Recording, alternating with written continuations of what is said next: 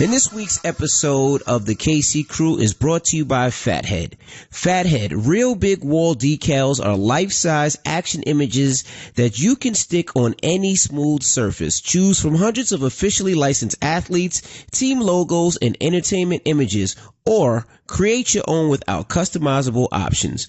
Go to www.fathead.com/KC to place your order and get 20% off site-wide. That's FATHEAD.com/KC to place your order and get 20% off site-wide. What up, y'all? It's DJ Envy. And I am Gia Casey. And this is another edition of the KC Crew. Welcome. So yes, we're finally back from Madison's 16th birthday vacation extravaganza. Finally. Everything all put in one. Now, last time we spoke to you, we were heading to swim with the sharks and to swim with the stingrays. And it was pretty amazing. You know, I don't think I would do it again. Why wouldn't you do it again? Because somebody just died swimming with the sharks. That person wasn't technically swimming with the sharks. She was scuba diving. And I think that something went wrong. Well, why don't you tell us exactly what you know? Because I think you know a little bit more about it than I know. Well, what I read, she was scuba diving in, is it Mexico? I think it was Costa Rica. Costa Rica, yes. She was in Costa Rica celebrating her 50th birthday. Right. She was scuba diving, and she was with, I believe, like 19 other people. It was like a group of people scuba diving, and I guess where they scuba dive, there are different species of sharks and fish, and this is what they usually do. And I guess they finished and they were going back up. And if you know anything about scuba diving, you just can't swim right back up to the top. You have to go in, I don't want to say layers, but you go in, what's the word I'm looking for? You ascend a certain amount of feet at a time. Right. Because I believe something like the water pressure can harm you if you ascend too quickly. Right. And on the flip side, if you descend too quickly, it can be harmful. So you can only go up at a certain rate. Right. So I guess so if you don't understand, you go up 5 meters and then you got to stay for like 2 minutes. Then you go up another 5 meters, then you got to stay up for 2 minutes. Hypothetically. Yeah, all the way till you get meters, to the right. top. Mm-hmm. And I guess as they were swimming up, was it a tiger shark? Yes, it was a tiger shark. They say a tiger shark, just attacked her for no reason, bit her leg and then bit the other leg. And they said the instructor tried to help and then the tiger shark bit him as well. And the lady died. She bled to death and died. So they got her out of the water and they got her to shore. Mm-hmm. And she died while above water. Is that correct? I believe so, yes. I see. So, with that being said, I don't think I need to swim with the sharks anymore. I did it. It's done. I don't get any more joys out of it. I don't need to take any pictures. Like, I did it. I can say, I swam with the sharks. Like skydiving? Like skydiving. So you defeat death once. Right. You don't need to do it again. I don't need to gamble again. But did you really feel as though it was a gamble? I didn't feel as though it was a gamble because our excursion was under a completely different set of circumstances. What's the different circumstances? Well, we're in the ocean. The sharks, they're hungry. They have teeth. They could have bit us at any given time. Technically, but it was a different set of circumstances. See, with the excursion that we took part in, they take you out on a boat, and Bora Bora is surrounded by a coral reef. Right. And it's called a barrier reef. And it's what separates the lagoon that Bora Bora is in from the rest of the Pacific Ocean. Right. So outside of that barrier reef is choppier waters and the Pacific Ocean. Deeper waters, correct. Yeah, deeper, choppier waters, and it's technically the Pacific. I mean, Bora Bora is in the Pacific, but within Bora Bora is a lagoon, and it's very nice, subtle, calm waters. So anyway, we went outside the barrier reef, and that's where the sharks are. Correct. Now,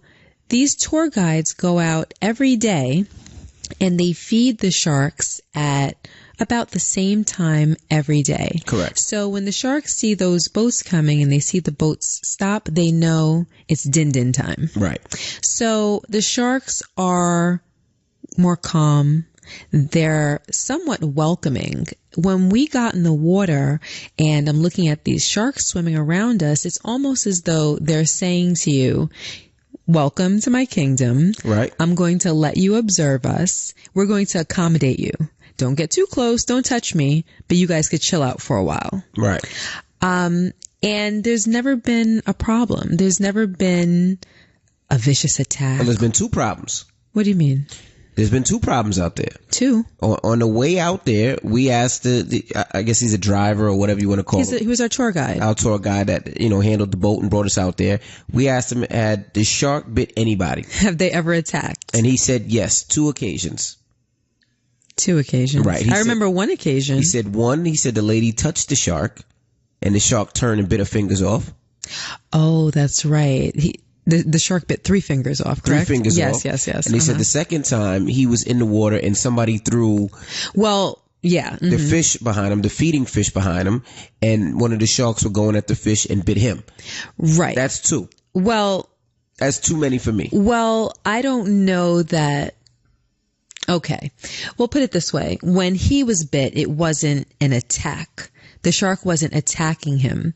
That was a mistake. He said that both of those attacks were because of human error. And one of them, the person was specifically told not to touch the sharks. Right. And that's how close they come. They're close enough for you to touch them. I would say within about 5 feet of our bodies at the closest. Right? So that person didn't follow the rules. That's number one. And when he was attacked, just like you said, he was in the water showing the guests that it was safe to be around the sharks. And one of them took shark food, meaning fish, right, and threw it behind him while he was in the water. And what you'll notice, like if you looked at my Instagram, I showed a video with all of the sharks at the surface of the water. And They're kind of in a frenzy. And the reason why they came to the surface like that was because our guide threw the fish in the water. So he wanted to ultimately show us what we were getting into. He wanted to show us, these are what the sharks look like. This is the size. This is what you're going to see when you're underwater. Correct. So when the sharks are up there and they're going crazy, it's because the food is there and they're basically fighting over the food. So he got in the water to show them, and then someone threw the food behind him, and they all came up in a frenzy and were fighting for the food, and he accidentally got bitten. Right. So I think that the situation that she was in, they're probably just scuba diving with sea life and whatnot. And I think that shark shouldn't have been there and wound up there. Well, I don't know. I think it was like a mishap. Well, it's the shark's ocean. You can't say the shark. So the shark is looking at her like, you shouldn't be here. Exactly. Okay, I understand that. But just like when you said you were swimming and you said you felt like a shark brushed up against you. Yeah, brushed up against my leg. All right. So the shark brushed up against your leg and could have got startled and felt you on him and turned and bit your leg. No, because that shark would have seen me. That shark came into my space. I'm sure that shark saw me. Your space? It was my space at the time. It was his space. I was renting. Is his. It was my space at the time, and it brushed up against my leg. I don't think that he would have been startled because he would have seen me. That shark, because I think you told me something to the effect of where she was scuba diving, the sharks are tagged. Didn't you say that? Where she was scuba diving, not where we were scuba diving. No, where she was scuba diving. Right. You said the sharks were tagged, right, correct? Meaning they pretty much know, like these tour guides, they know what fish are there. They know what sharks are there. They know what stingrays are there. They're aware. Like when we went swimming with the stingrays, all the stingrays that came around, our guide knew each one of them. And I'm sitting there like, they're all identical. How can you tell the difference? He's like, well, this one is bigger than that one. This one has this characteristic, etc. They're familiar with the stingrays that they're coming in contact with. And I think that holds true for the sharks that she was scuba diving with, correct? Yeah, but the and difference somehow is, you said that they were tagged. How are they tagged? I don't know how they were tagged, but I guess when they come there so often, they tag the shark so they can check the size, they can check different things on the shark, so they tag a lot of the fish. Somehow. But the stingrays were in the lagoon. So it's a lot easier to tag because those stingrays are pretty much just in a specific area. Now you're talking about an ocean where sharks can come all the time. But it's a specific part of the ocean. I don't know. That I'm sure they scuba dive in virtually every day. Well, I'm not doing it anymore. But they said that shark was not tagged and kind of infiltrated the area, and it was a surprise, and they were all shocked. So now, would you be scared to do it again? I mean, it's not as though that's the first time you've ever heard of a shark attack. I wouldn't do it again. You really wouldn't do it again? Hell no. Were you, well, I guess I don't need to ask, but I'll ask anyway. Were you scared when you were in the water? Yes. Yes. Even after you were comfortable and, well, let me ask this. Were you ever comfortable? I was never comfortable. I mean, it's cool watching them swim by like, oh, wow. But then after I did, I'm like, all right, I'm getting the fuck out. Yeah. How long would you say you were in the water for? I was in the water for a while. But then when they started getting a little closer, I was like, I'm getting the fuck out. Like, so you got the fuck out and left me in there. No. It was like, here, baby, here's the GoPro. No. No. Yes. I got myself and the kids out. Wait, baby, come get the GoPro. That's what you said. So you and the kids were sitting on the, what's that thing called on the side of the boat? I don't know what it's called. So you were sitting on that thing on the side of the boat. Correct. While I was in the water with the GoPro filming the shark. Right. Because you wanted to be in the water with the GoPro.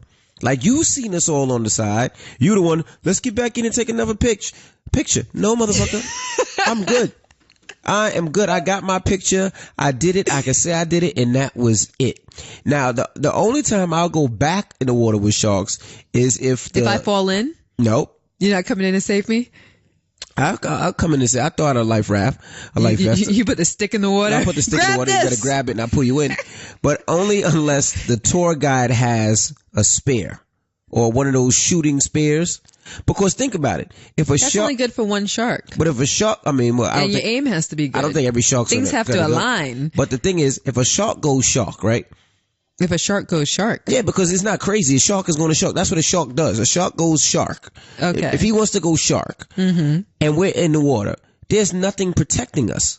Like, what do you punch a shark in the nose? Like, what do you do when a shark goes? Oh, no, there is no protection. Exactly. That's my point. I need some protection, just like if we go to the safari, right? And we go to the safari and we out there with lions. They have guns in the safari. You know why? Because if a lion goes lion and starts going crazy and sees us as food, we need some protection. You can't beat a lion when you can say, hey, lion, stop. Are you sure that they have weapons? Love. Yes, they got weapons. You don't see them, the big Africans with the machine guns and all them type of weapons. Yes. No, I've never. Yes, they have weapons. I've never been on an African safari, but when I imagine one based on things that maybe I've seen on television, they have weapons. I've never seen them with weapons. They have weapons. They have weapons. You went on a safari when you went, and they had weapons to Africa. Yes, right? They had weapons to make sure we were good. So now we're in this ocean, in the shark's land or the shark's ocean, and if he wants to go crazy and wants a light skinned brother for dinner, he's gonna have one because there's nothing I can do. So, no, I will not be doing it. So you didn't think about that before we got into the water? There had to have been at least 40 sharks swimming around us. Right. At first, I didn't think about it because he was like, I do this all the time. I do this twice a day, 7 days a week. We don't have problems. We just had those two incidents. They said they've never had a problem. So I said, okay, cool. So I thought you jump in the water and the sharks swim by you and it's cool. When he started throwing the fish in there and they started like a feeding frenzy and they were just eating anything and the birds were trying to get the fish and the sharks were eating everything, I was like, this is not cool. Yeah, the shark attacked a bird that swooped down. Right, trying to get their fish. And brought that bird under. Right. So I was like, nah, B, like. But you got in the water after that. What am I missing? I did. And now thinking back at it, I'm like, that was stupid and I'm not going to do that again. So now you think it was stupid? Yes. I'm not swimming on no damn sharks. Now you think it was stupid? Yes. Even though you had a good experience? And I think you might have even said that was probably like your favorite part of the trip. It was. And it was definitely Madison's favorite part of the trip. I had a great experience skydiving, but I'll never do that again. Like, no, you know what? I beat death. I'm good. And same, the stingrays is the same. And, we Wait, you wouldn't swim with the stingray again?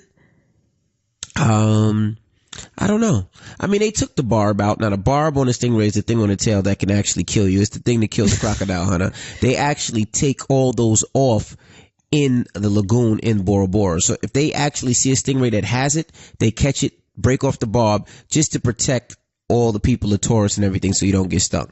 But and they said that they had to do that because that's a major part of tourism there. That's a major part of their business, their income, and they protect all of the excursions. They make sure that the excursions and the activities are the best of the best because it carries so many of their residents. It's a very, very big generator of income there, as is tourism on a lot of islands.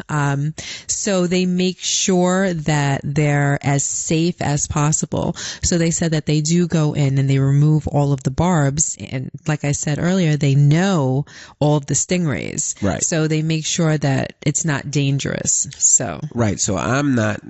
I don't think I'm. So why wouldn't you do it again if there's no danger associated? I don't have no joy out of doing it. I didn't get I mean, it was nice. We did it the first time, but what joy am I getting out of it? I did it already.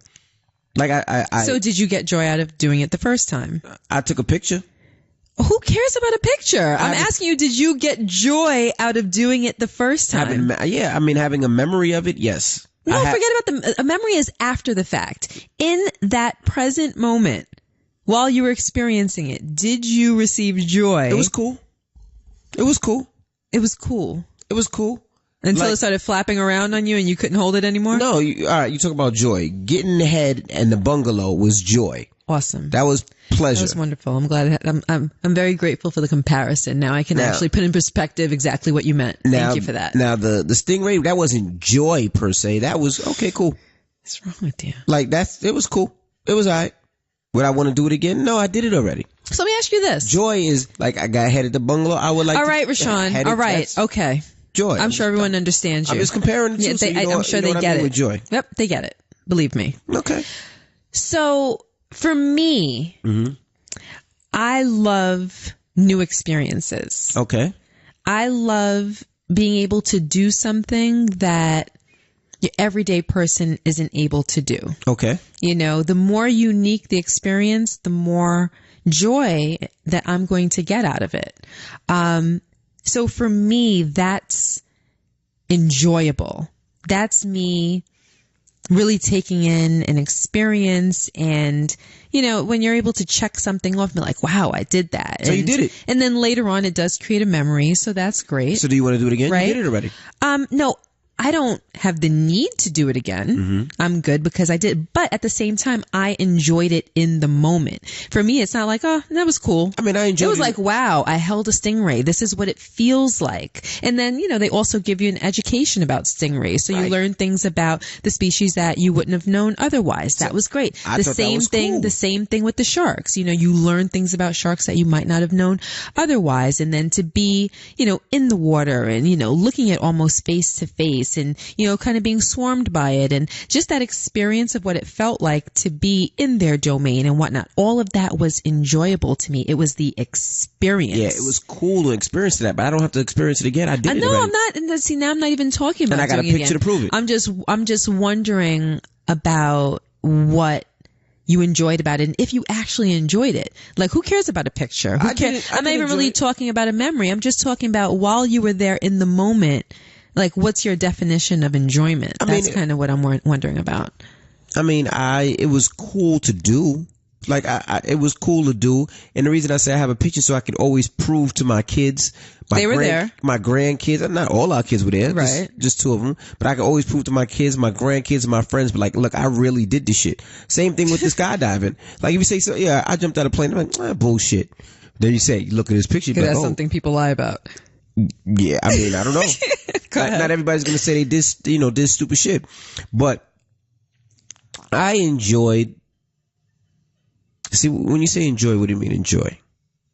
It all depends on what your definition of enjoyment is. I think that's what I'm getting at. I like doing it. Like, I enjoyed jet skiing. I enjoyed the scooter submarine.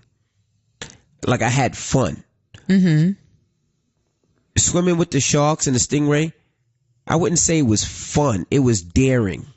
You know, daring to the part. That's not fun to you? Not necessarily. Okay. It's fun where it's like I can say I did it, you know, that I made it through, I did it. But when I think back at it, I'm like, damn, that was some stupid ass shit. I ain't doing that shit again. So you're a little different than me. Like, you play with your life. Like, you go out there with the sharks and you be like, oh, I want to go back in and swim again. Nah, that's good. I did it. I'm done. I don't have to do it again. Like, you play with your life. You think I play with my life? That's what you call it? Yes. Come on, Rashawn. You got video of the shark and then you said, I'm going back in. I want some more. All right. Like, you're the first person that gets killed at the scary movie. That's you. You know why? Because you'd be like, oh, let's see what's in this door, dummy Amy. You're Amy. You're Amy in those movies. Amy, let's open up door number 1. That's you. Me, leave the door closed. We don't need to see what's in that motherfucker.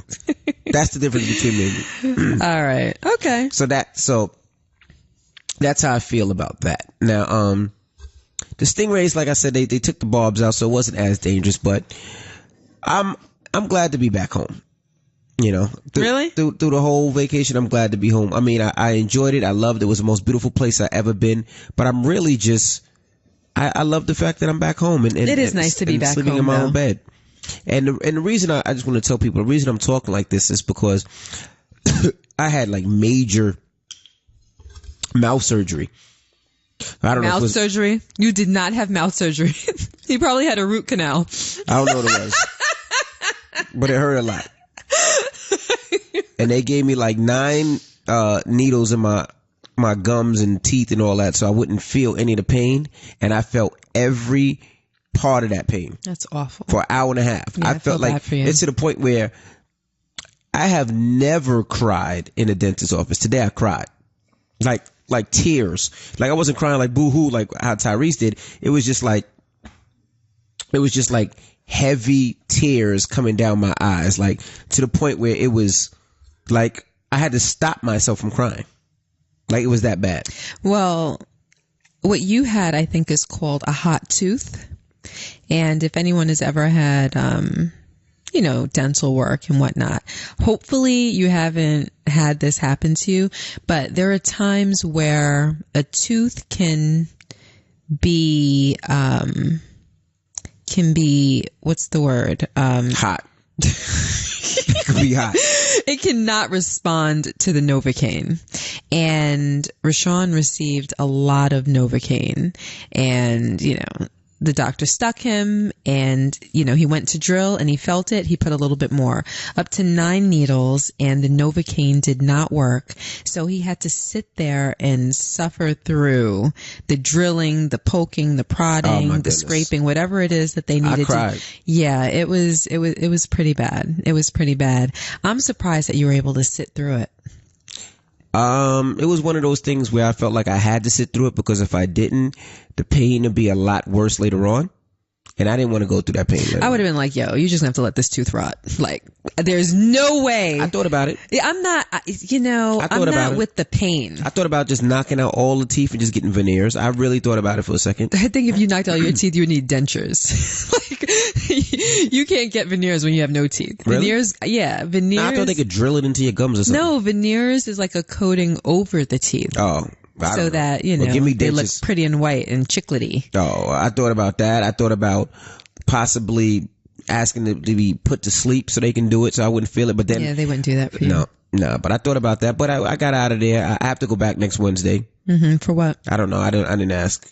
You know something? You and I have some other friends that will remain nameless. I don't understand. I don't understand how you can go to a doctor's office or a dentist's office and be treated and have no idea what you're being treated for. Like, you got out of the room. I was like, okay, well, did you have a cavity? I don't know what it was. No, when he said he was finished, I just know he was in there doing some shit. No. I don't get it. I have friends that go to a doctor and I'm concerned, so I'm asking 1,000 questions in like true Gia style. And, I don't know. Oh, I didn't ask that. Oh, I'm not sure. Oh, when I go back next time, I'll ask. And I'm like, this is your health. How do you not know every detail about it? Because when he said he was finished, I ran out of there.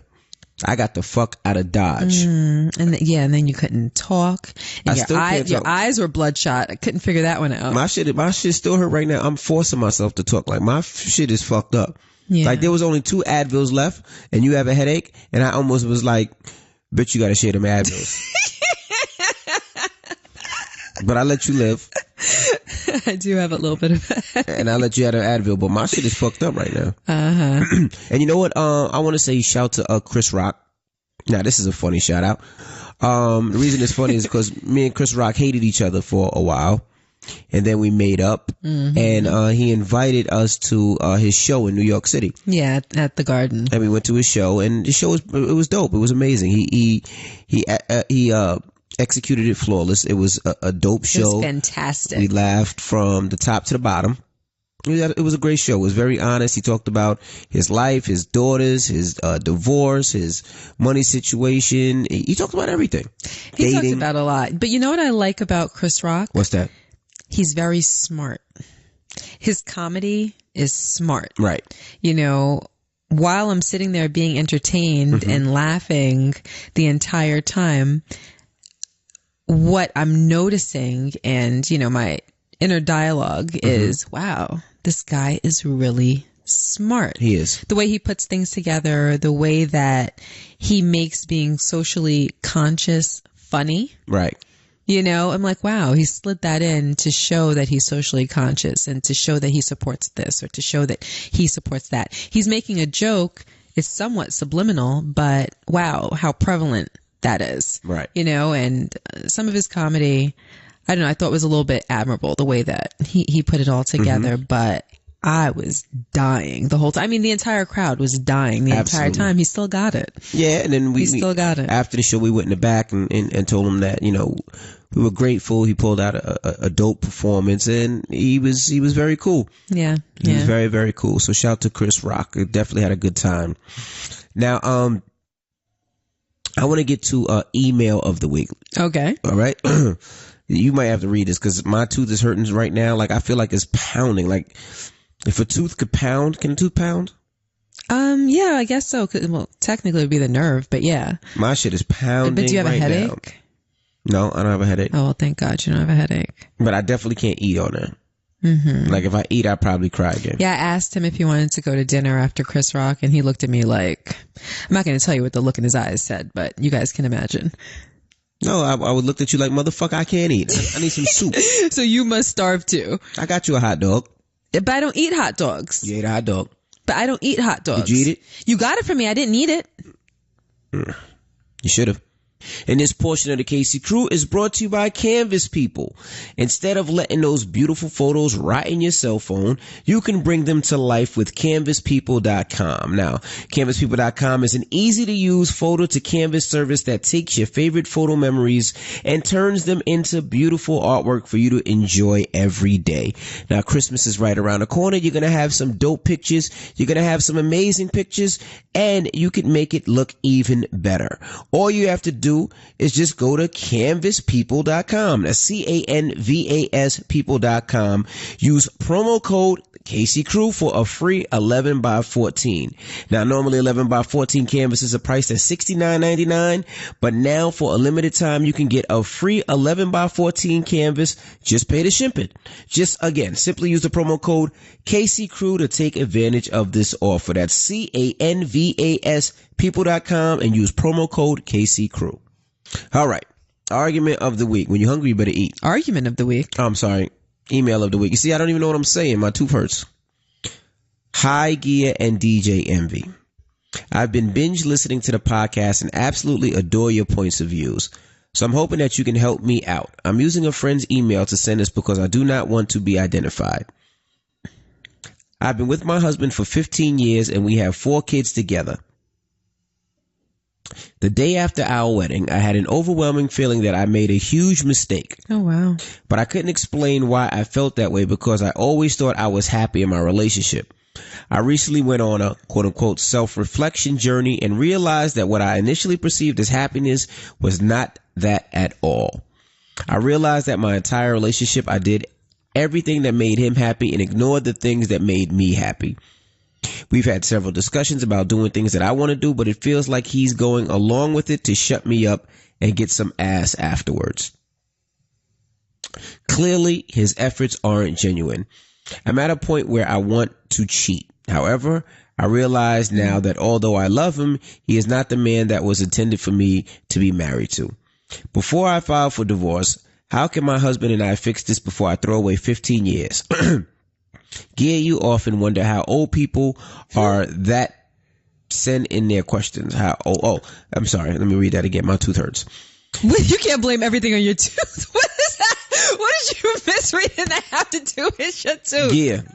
You often wonder how old people are that send in their questions. We are not quite 40 yet. Wait. What? How old people are that are sending in their questions? How old people are that send in their emails. What does that mean? I don't understand. Like you often ask, like, oh, how old are they? Oh, how old? Oh, okay. I thought you meant how old people. No, my tooth is fine. Your tooth must hurt too. Wait, how old people are that send in the questions? Okay, so she's how old? She says we're not quite 40 yet. Laugh out loud. That means they're 39. 39 okay. and a half. So you go first. So I gotta fix my tooth. Let me think about this one. All right, I'll go first while you think. Wait. Oh, you got it? You said think. No. I kind of want to think out loud. Okay, go ahead. So let me make sure that I have her email straight because you were coughing and flubbing the email in between. So, she knew the day after that she had made a mistake. Right. They've had 4 children since. And they've been married 15 years. They've been married 15 years. Correct. Right now, she has the desire to cheat. Right. But she has this overwhelming feeling, it seems, as she did in the beginning, that they weren't meant to be together. Correct. After the first day. Right. And she feels that way now, that they were not meant to be together. Right. And ultimately, it seems like she's saying it was a mistake. So now the question is, I don't remember how she put it verbatim. How can they fix it? How can I fix this before I throw my whole marriage away? Before she files for divorce. Right. Okay, I just wanted to make sure I had that straight. Now I'll let you go first. All right. Well, you didn't leave your name, so can we make up a name? Sure. What you want to call her? Chandra. Chandra. Okay, Chandra. All right, Chandra, this is the thing. Now, it's already too late. Like, You're not supposed to be trying to make me laugh. What? Like, what? What? Go ahead, Rashawn. Now, Chandra, you want to talk about things that are 15 years old. Like, you made this decision. You should have knew this before you got married, but you didn't, and it's okay. It's okay. You have 4 beautiful children. Well, I don't know if they're beautiful, but you have 4 children. They're beautiful. You have 4 children and you've been married 15 years. So obviously you stayed there because you do have some type of love, something that you felt kept you there. Because if not, you would have left a long time ago. Can I? But I'm just saying that's not true. Can I? People stay in relationships for a lot of different reasons, and it doesn't have to be because of love. It can be because of obligation, responsibility. They want to keep a nice, safe, and secure home for their children. Some people don't want to experience the feeling of failure. This is my opinion, what I see. I'm just telling you. I don't know. I don't know what you see. I'm telling you what I see. Okay, but do you believe that, though? I don't know what you said. My tooth hurts. What'd you say? Do you believe that people stay in relationships because there has to be some form of love there? Yes. I don't think that's true. I think people stay in relationships for a variety of reasons. Well, I think 15 years and you deal with all the bullshit, I think there has to be some type of love there. But, so what I was saying was, I forgot what I was saying. My tooth hurts. What did I say? Oh, no, I remember. So like I said, yes, it's already too late. So you're already in it. So now you have to figure out how to make it work, how to get that feeling that was there once before, or maybe that you felt. Now, yes, men do apologize just to shut you up. It happens all the time. It happens in my relationship sometimes too. What? Yeah, it does. Sometimes you check me about it. Like, don't just apologize because you want to shut me up. And I'm like, no, baby, that's not the reason why. And then you be like, then tell me why you're apologizing. And then I gotta really, really think about it because I really was just apologizing to shut you up. But then when you say that, I really gotta think about it. So now whatever's bothering you You have to stick to your guns. Now, you said a perfect point. You said he apologizes to get some ass, right? So if you know he wants some ass, you have to stop giving him ass. Easy, simple. And you have to ask him. If he says, I apologize, say, what are you apologizing for? See, because now the man has to think. That's the worst thing Gia can say to me. If we get into an argument and I apologize, Gia says, well, what are you apologizing for? Mm-hmm. So now I just can't say bullshit. I apologize because I hurt your feelings. That doesn't work. You have to tell me why.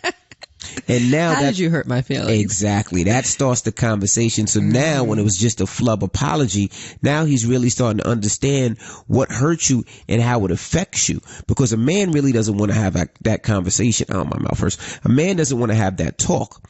But if you force him to, he doesn't want to have that conversation or talk ever again. So he will start to fix up because he doesn't want to have that conversation again. So you have to put the ass on strike. You cannot give him ass. Not vagina, not butt, not let him lick it, not let him smell it, nothing. And the same to you. Right. You can't give him none either. Don't lick his balls, don't suck his nothing, don't kiss him, nothing.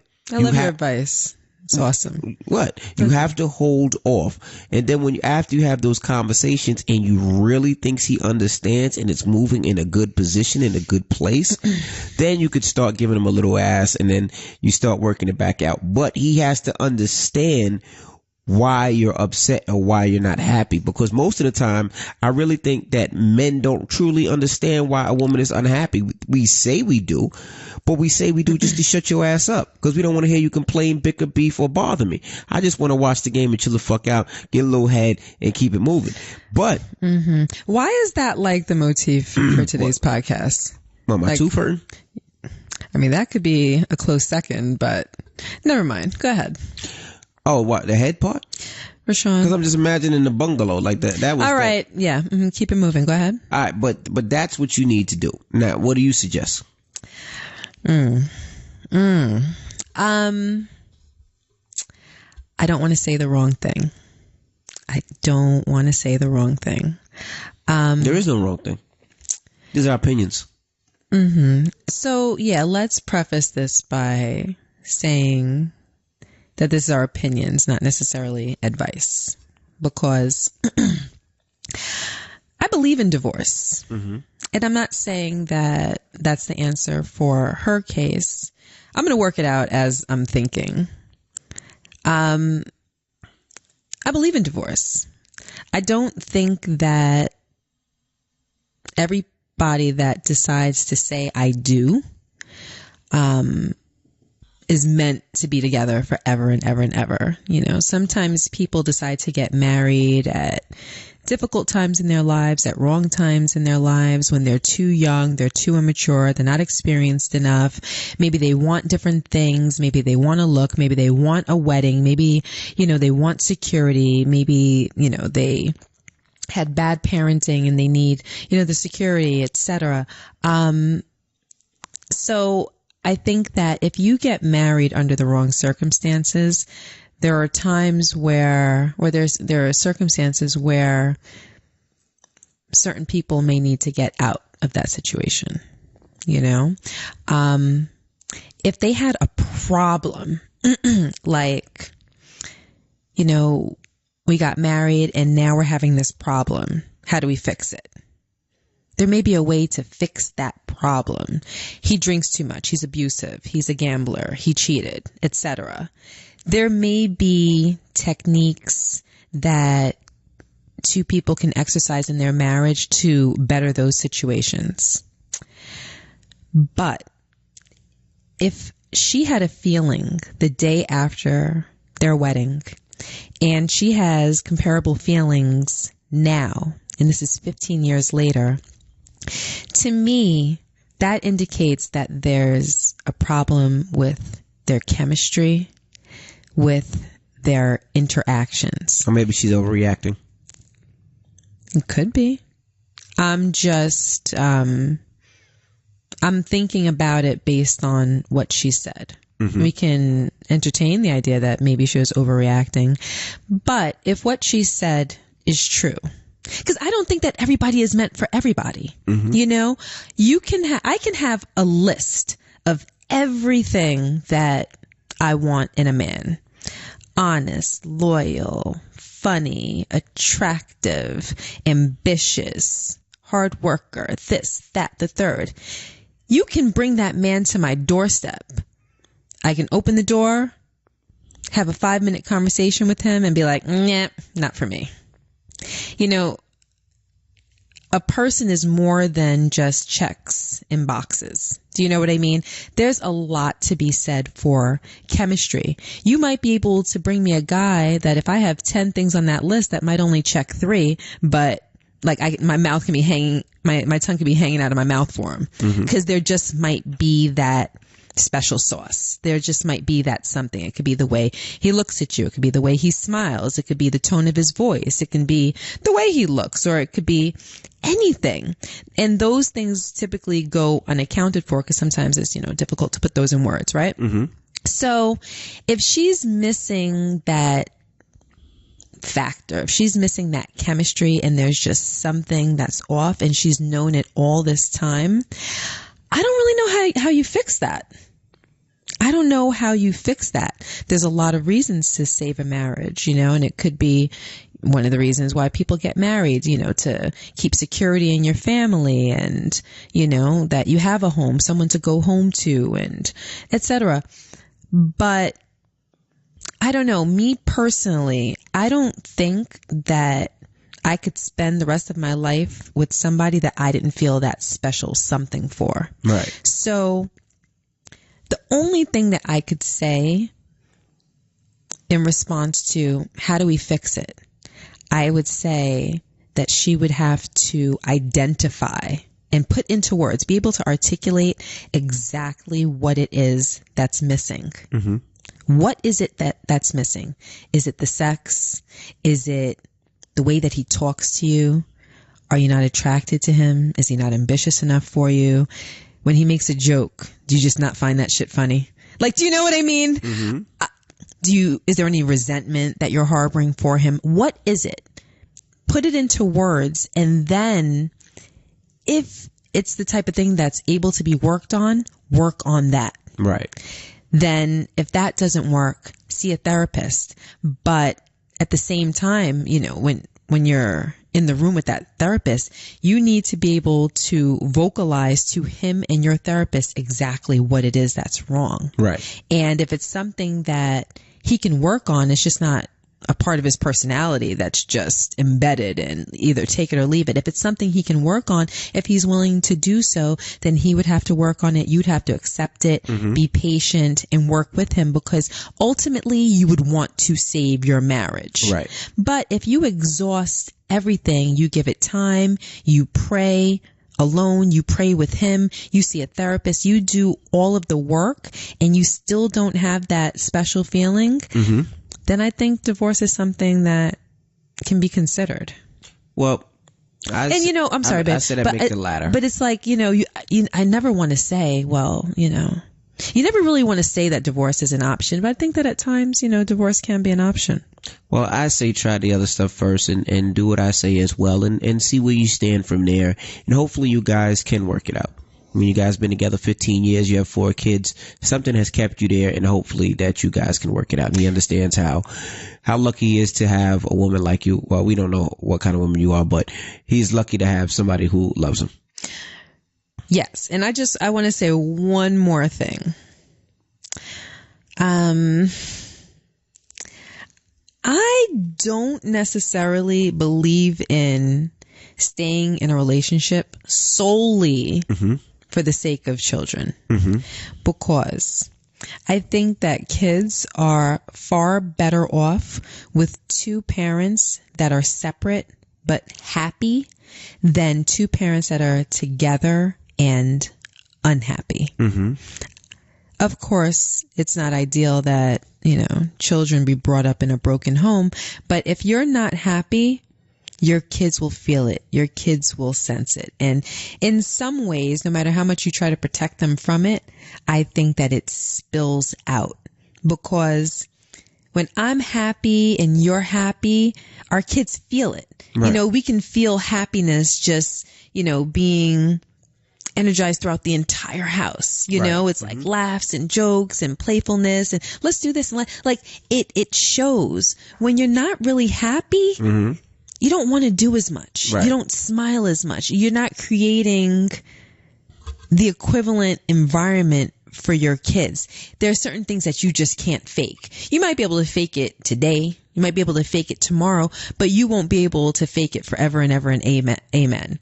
You know, every day throughout the month, throughout the year. Like you can't pull that off. Right. Do you know what I mean? So I think that the goal is to be happy, and then you're more able to raise happy children. Right. Well, I agree with you. Hold on, I got a cough. It's my damn tooth. No, I agree with you. Everything is my tooth tonight. Clearly. You know, I agree with you. I think that you if both parents are happy, it makes everybody's life around the parents happy. Yeah. So I do agree, and I wish them the best, and I hope they can figure it out. Yes. Good luck, Chandra. Yeah. Well, that's not her name, but we just call her that. We're calling her Chandra. I want to shout out to Tyrese. Shout out to Tyrese. He got I believe dual custody of his daughter, so he gets to see his daughter now. So shout out to him. I'm happy for him. I'm happy he got his daughter in what he wanted, and I just wanted to say salute and shout out to Tyrese. Also, this is exciting news for everybody out there, and including you. 12 days of Christmas is coming up. Oh. And people look forward to that. If you don't know what 12 days of Christmas is, for 12 days until Christmas, I get something for Gia just to show my love and respect and how much I appreciate her. So I do that each and every year. And if you can, you should try that as well. Now, they don't have to be expensive gifts. It could be something small. It could be a letter. Her favorite perfume. It could be movie passes to take her to the movie. It could be something as small as if she has an iPhone, and not her own iPhone charger, because those go fast. Or it could be expensive as a bag and shoes, whatever it is, but it's coming from the heart. So if you can do it, you should. For the holiday season, do something different. It could be a candle. It could be her favorite candy. It could be things that just show that you know her and that you appreciate her. And the more creative it is, the more special it is. I think that that's where, you know, the beauty in our tradition lies. The things that Rashawn chooses for me shows me that he really knows me and he's really into me. And the way that he puts it together for each of those 12 days is really what makes me feel happy. Right. Absolutely. I mean, the gift itself is great, but the work that you put into it, the presentation, and, you know, you just showing me that you're kind of in my head, that's what makes it wonderful. Well, I think you should do that. If I'm in your head, you should be on mine.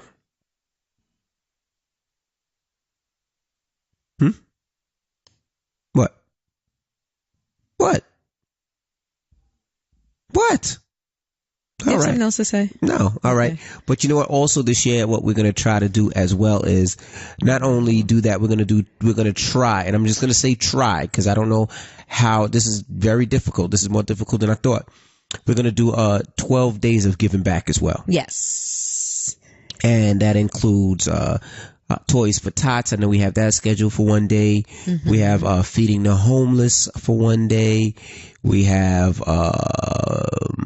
a toy drive, which is different from Toys for Tots. We have that another day. So we're just stacking up things that we can do each day to help and to give back to families that need it, or to people that need it, or to kids that need it. So we're trying to do a little bit of both. So if you have any ideas, you can email as well, and maybe we can help you with your cause. Yeah, some things that we can be at physically, like the ones that Rashawn just mentioned, and other things that we can donate to and whatnot. And we're going to be posting those things so that if you feel the urge to donate during this holiday season, you can join us and make some other people's Christmas a little bit more special. That's right. Well, it's time to get up out of here because my tooth is hurting.